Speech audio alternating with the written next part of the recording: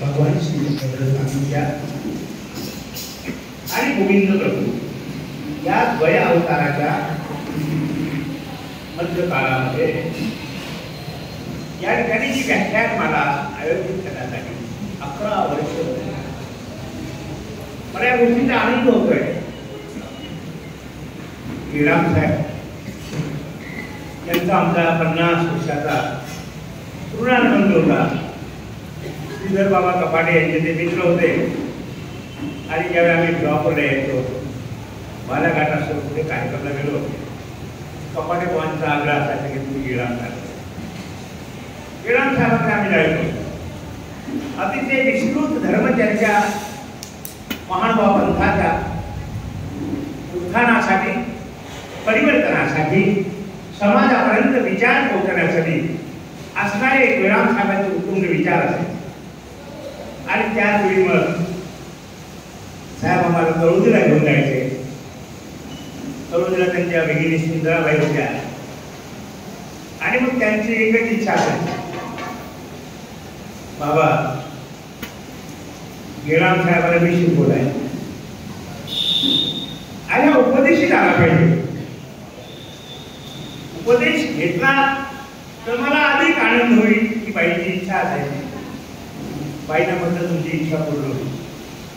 मग एकदा आमच्या तिथल्या कॉलेजला कार्यक्रम होते आणि त्यांच्या घराचं काम चालू होतं. रात्री आम्ही मुक्कामात थांबलो, चर्चा झाली आणि श्रीराम साहेब तयार झाले की म्हणते मी आता बाबा उपदेश देऊ. पण त्यावेळी आम्हाला नेमकं चिंच भवनला नागराज बाबांची कृती सुरुवात करायची. आणि मग मी श्रीराम साहेबांना सांगितलं की तुम्हाला नागराज बाबांचा उपदेश द्यायचा आहे. म्हणजे बाबा येतील का? अवश्य येतील. आणि योगाने बाबा दिलेलं होतं. वस्तुशास्त्राची तारीख ठरली होती. सगळी तयार झालेली होती. पारायणाची तयारी होती. बाबा येतील का? म्हणजे तुम्ही उपदेशाला तयार आहात का? बाबांना मी बोलतो. आणि मग बाबांना मी आग्रह केला तिकडचं एखादा कार्यक्रम तुम्ही ड्रॉप करा आणि तुम्ही उद्या नागपूरला आले पाहिजे. आणि मग बाबा रात्रीच्या विमानाने नागपूरला आले. बाबांना आम्ही सकाळीच मग तळोदीला गेलं आणि श्रीराम साहेबांना त्यावेळी त्यांना उपदेश दिला. ते अतिशय कुशाग्र बुद्धीचं व्यक्तित्व होतं, दूरदृष्टीचं व्यक्तित्व होतं. आणि त्या दृष्टीनं महानुभाव पंथाच्या विविध प्रकारच्या प्रचार प्रसिद्धी महानुभाव साहित्याचं प्रकाशन या विविध अंगाने ते समृद्ध होते. त्यांची फार एक अपेक्षा होती की आपल्या या भागामध्ये महानुभाव पंथाचं अतिशय विशाल मंदिर झालं. हे काम झालं. आणि मग मला रंगारीजींना घेऊन साहेब आम्ही एक 5 पर्यंत त्या रोडला अनेक जागा पाहिल्या. साहेबांची इच्छा होती 1-2 एकरचा एक परिसर घेऊन महानुभाव पंथाचं मंदिर बांधावं. पण वाढधक्क्यामुळे त्या गोष्टीच्या राहून गेले. पण तरी हे झालेलं मंदिर हे महानुभाव पंथाच्या प्रचार आणि प्रसाराचं केंद्र.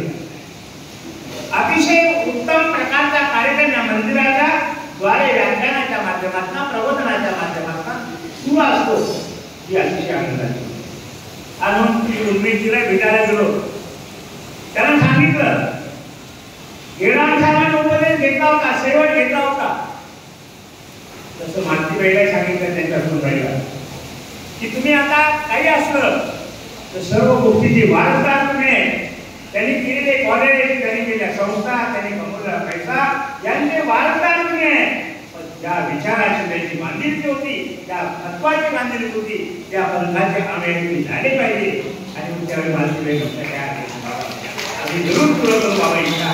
म्हणजे काही का असे ना दोघांपैकी एकाने तो उपदेश घ्यावा.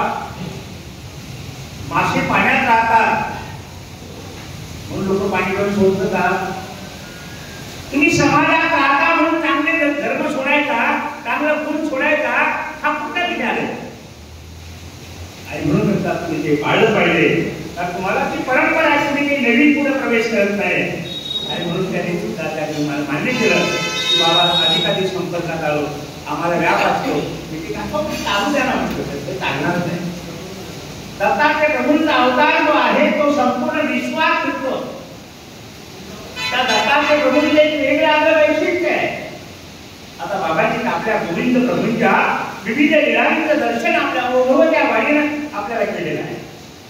आणि म्हणून आपण सर्व तुमचा महत्वाचा वेळ, आपल्या कामाचा वेळ, श्रमाचा वेळ त्या थकलेल्या असताना सुद्धा तो सुद्धा थकवा बाजूला ठेवून आणि महत्वाचे काम बाजूला ठेवून त्या ईश्वरी धर्माच्या आणि ईश्वरी विचारासाठी आपण या ठिकाणी येतात. सर्वांचे एक अभिनंदन करतो. परमेश्वर साधनदाता श्री चक्रधर महाराज हे आता उपदेशी झाले, त्यांना सुद्धा पुढे अनुसरण घडलं पाहिजे. पण अनुसरण कसं घडलं पाहिजे? कुठंतरी मार्गाच्या सन्निध्यामध्ये राहून अध्ययन केलं पाहिजे. आचाराचा आणि विचाराचा वंदे मातरम साठी कार्यक्रम दुसऱ्या व्यक्ती म्हणजे त्याचं काढले आणि एकाने मानवी दुसऱ्याची जोडणी केला असा कार्यक्रम पूर्ण करा. काहीतरी वर्ष, 4 वर्ष, 2 वर्ष परमार्थाच्या सान्निध्यातला ते संस्कार घ्या, ते तत्वज्ञान आत्मसात करा, एवढी अपेक्षा करतो. आणि मी माझ्या रामलेला छोटेकर थांबवतो. श्री गोपाल कृष्ण, श्री दत्तात्रय, श्री चक्रपाणी महाराज की, श्री गोविंद प्रभू महाराज की. मला आमचे दादा आदरणीय श्री चक्रपाणी दादा आणि आमचे छोटे भाऊ भेटले. म्हणजे साहेब गेल्यानंतर बा आम्ही असं नाही. आता नवोदित पिढीने, नव्या पिढींना चान्स दिला पाहिजे. पण आम्ही किती तो त्या काढून ठेवायचे. महानुभाव पंथाच्या या संत परंपरेच्या आचार्य पदावर आरूढ होऊन मला 47 वर्ष झाले. किती वर्ष झाले?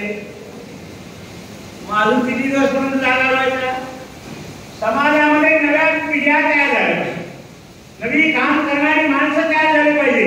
त्यांना त्यांच्या वाटा, त्यांच्या स्थिती आणि समाजामध्ये विचार मांडण्याचं धैर्य निर्माण झालं पाहिजे. आणि म्हणून तुला आम्ही कमी येतो म्हणजे साहेबांच्या संस्थेबद्दल आमचं प्रेम झालेलं कमी झालंय असा गैरसमज करण्याचं काही कारण नाही. साहेबांबद्दल असणारं आमचं अतूट प्रेम आहे, त्यांच्या परिवाराबद्दल. आणि तुम्ही त्यांच्या संस्कारामध्ये वाढलेली सगळी मंडळी, तुमच्याबद्दल तुमच्या आमच्या मनामध्ये अतूट प्रेम आहे. त्याबद्दल आमचं एक एक्सप्रेस आहे. कालच आम्ही नेते साहेबांना गेलो होतो. त्यांनी त्यांच्या आईवर अंक काढला. आमचं म्हणणं प्रत्येकाने आपल्या आईवर अंक काढला पाहिजे. लोकांना वृद्धाश्रमात आई वडील मारावं लागतात. माय बापांना सोपं त्यांना काय व्याज दिलं तर त्यांच्या आईवर अंक काढता आला पाहिजे. त्यांनी छान केलं, त्याचं अभिनंदन करतो. आणि आमचे गडबे साहेब लहान होती दिसायला एकदम साधे माणसं आहे, पण तुमचे विचार आहे साधी रणे. त्याने महानुभाव पंथ नव्हे, भारतीय दर्शनशास्त्र आणि तत्वज्ञान या संदर्भात त्यांचे जे विचार, त्यांनी जे लिखाण आहे अतिशय अप्रतिम आहे. ते जर पुढे प्रकाशित झालं तर त्यांच्या विद्वत्तेची झलक माझ्याकडे ते बोलत नाही झालं.